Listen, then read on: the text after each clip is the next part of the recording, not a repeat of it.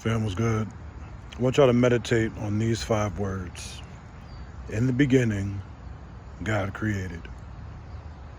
All right? That's the mantra, right? That's the meditation. In the beginning, God created.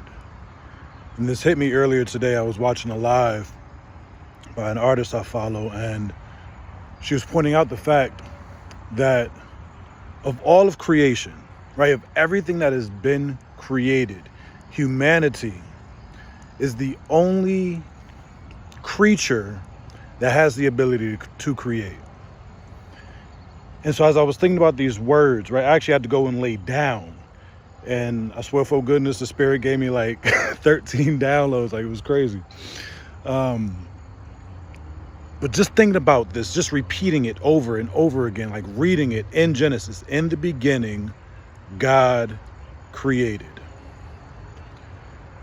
And so I've been thinking about this idea, right? This concept, this philosophy that I've been developing over the last couple of years called creatorship, right? What the essence of creatorship is truly what I would say my life is about. And that is helping people to understand, helping men in particular, right? Helping my brothers to see that they are at all times always creating the life that they are living, right? And it's not some woo-woo new age spirituality, law of attraction, like you get what you think type idea. No, creatorship is about grounded, like practical ideas that truly help us to move forward in life. As I think about, over the last year after my wife has passed, it's literally been these ideas that have kept me in the game. It's been this idea of being in the creator's seat in my world that has kept me alive. It's been these ideas of being the creator of my world that has kept me going, not just for myself and the life that I want to live, but for my children, right? For my family that I still have.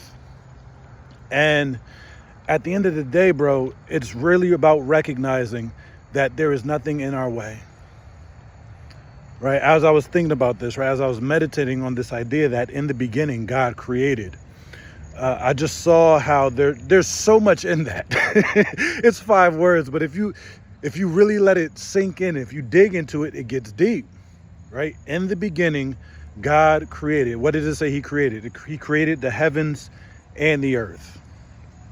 The very next sentence says that the earth was formless and void, right? One would wonder, why would God create an earth of nothingness, right? Some say that he didn't. Some say that there was a war in heaven and there was Satan's flood and there was all this other stuff. I don't know how you get that from the text, but I digress. The fact of the matter was, the Spirit of God was hovering over the waters. It says, I think in verse 3, right? There was chaos. There was nothingness. There was emptiness. There was a void. And then there was the Spirit of God. There was the Spirit of God, and there was a vision for what will be. How do we know there was a vision for what will be? Because it says later on that God said, let there be light. And what next? And there was light. And God saw the light and called it good. You in your life right now, right? As I think about my life, I started to say this earlier, I gotta circle back. As I think about my life and the various times that I have moved out of different positions, right? When my entire identity was engulfed and ingrained in what I was doing and what I was building, whether it was being a college athlete, whether it was being a police officer, whether it was being a husband. When all of those worlds came to an end, I had to rediscover myself brand new. I had to recreate myself over again. I had to discover who and what it was that I am, right? This isn't about creating an airy-fairy identity like, oh, because I'm not an athlete anymore, now I'm going to go do this thing over here. Like, it's about getting to the core of your essence, right? Being the creator is about recognizing that you are created in the image of the creator. So you are doing nothing but creating day in and day out. Your next step is to realize what's what it is, what tools you're using to create, right? It's one thing to recognize that you are a creator. The next thing then is, okay, how do I create consciously? Because again, in the beginning, God created. He looked out at a formless and void world, and he spoke exactly what he wanted to see. You have a similar ability. You have a similar power to look over your current situation, whether it be full and abundant or whether it be formless and void. Just because you don't have what you feel like you need to have practically doesn't mean it's not available to you. You can literally create the means, you can create the resources. And this idea, right, this philosophy, this framework, this worldview of creatorship, being the creator in your world, has the keys.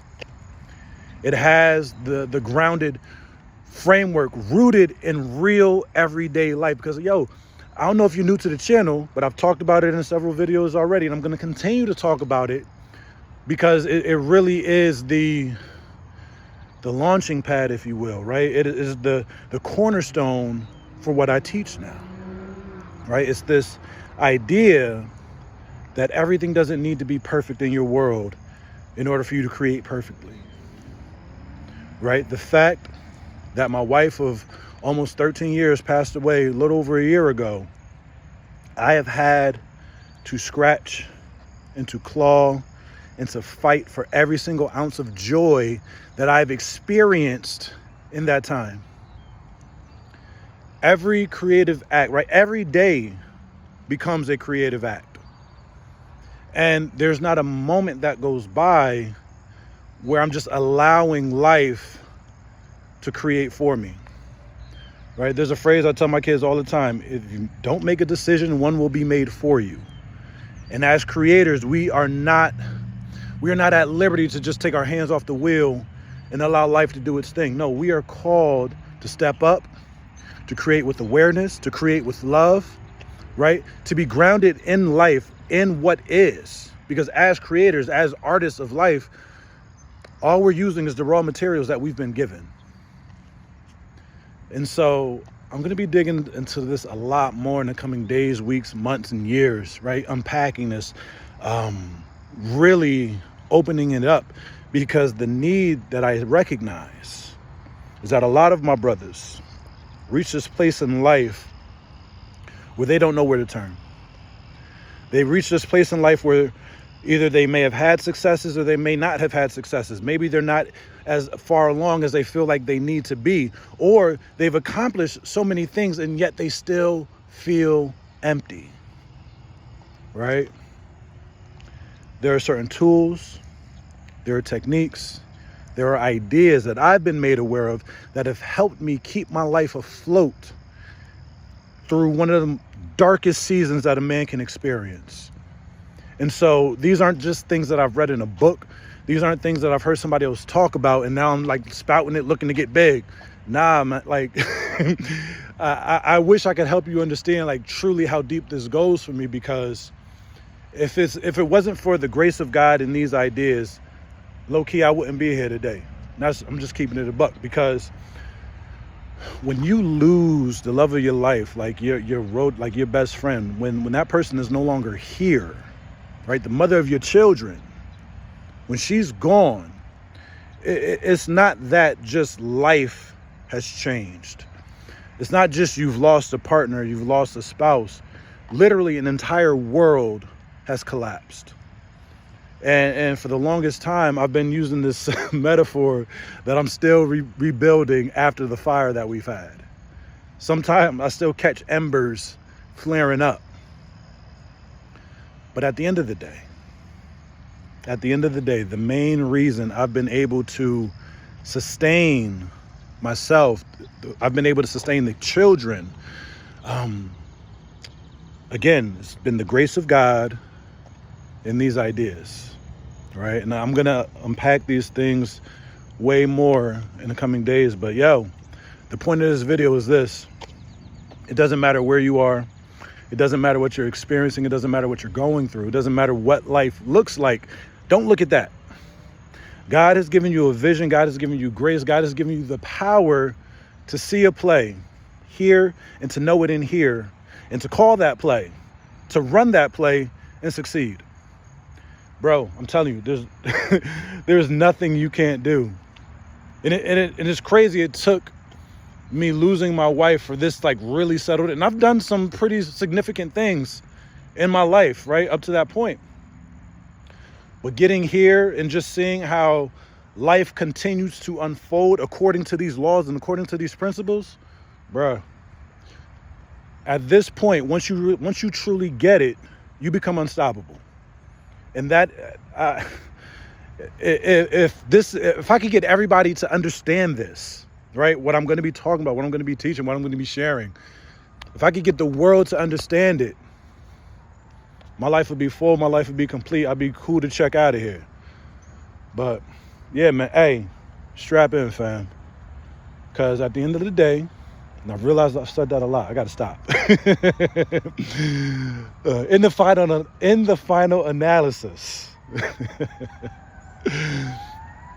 you got the power, bro. And it's not about an ego thing. It's not about making yourself like God, capital G. No, it's walking in the power and the authority that the Creator has given you. It's walking with the power and the authority, with the wisdom and the knowledge, knowing that as a creator of your world, you are co-creating with the Creator. You're co-creating with Spirit. And that's going to take a certain level of awareness. It's going to take a level of courage. It's going to take a level of insight and depth and wisdom that many men aren't walking in, which is why they feel victim of their circumstances, because they got laid off, because they lost a job, because they lost this or that. Yo, we're not held at the whim of circumstance. Nope. We have the power to choose. We have the power to create, but we got to wake up. We got to wake up and choose to be the creator consciously so that we can get to where it is we want to be.